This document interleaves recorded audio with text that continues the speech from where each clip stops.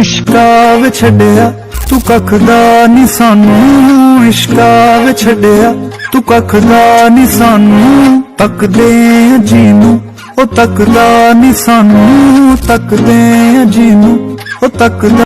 আসসালামু আলাইকুম everyone, welcome to my another blog. আমি আপনাদের ছোট্ট কিউট জিম। সকালটা আজ একটু আলাদা ছিল, কোনো তাড়া ছিল না, কোনো হুড়োহুড়িও না। ঘুম থেকে উঠে ফ্রেশ হয়ে আমি একটু থেমে দাঁড়িয়েছিলাম, আর তখনই চোখে পড়লো সকালে আকাশটা কতটা সুন্দর। নরম আলো, হালকা বাতাস, আর চারপাশে এক ধরনের শান্ত অনুভূতি। আমি আকাশ, গাছপালা, সবুজে ভরা পরিবেশে কিছু ছোট ছোট ক্লিক বানিয়েছিলাম। পাখির ডাক ভেসে আসছিল দূর থেকে, মনে হচ্ছিল এই মুহূর্তগুলো শুধু অনুভব করার জন্যই। এরপর গেলাম রান্নাঘরে, আম্মু রান্না করছিল, আমি চুপচাপ দাঁড়িয়ে দেখছিলাম আর ক্যামেরায় ধরে রাখছিলাম এই পরিচিত দৃশ্যগুলো। ভাত বসানো হলো, চাউল ধুয়ে পানি দিয়ে খুবই যত্নে। এরপর শুরু হলো রান্না। কড়াইয়ে তেল, তারপর পেঁয়াজ। ধীরে ধীরে ভাজা পেঁয়াজের গন্ধে রান্নাঘরটা ভরে উঠেছিল। মরিচ, একটু হলুদ, মাংসের মশলা আর স্বাদমতো লবণ, সবকিছু মিলে একটা পরিচিত ঘ্রাণ। তারপর টমেটো আর কাঁচামরিচ, আরো একটু কষানো, পানি দিয়ে সবকিছু সুন্দর করে মিশিয়ে শেষে ডিম। এভাবেই একটা সাধারণ রান্না হয়ে উঠেছিল আস্তে আস্তে খুবই আপন।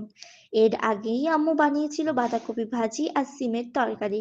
রান্না করতে করতেই হঠাৎ চোখ পড়লো বাইরে, আকাশটা কালো হয়ে এসেছে, বৃষ্টি শুরু হয়েছে, ঠান্ডা বাতাস বইছে, গাছগুলো বাতাসে দুলছে, আর চারপাশটা একদম আলাদা রকম সুন্দর। আমি সেই মুহূর্তগুলোও ধরে রাখলাম। বৃষ্টি, বাতাস আর একটা নীরব বিকেল। রান্না শেষে সবকিছু গুছিয়ে নিলাম।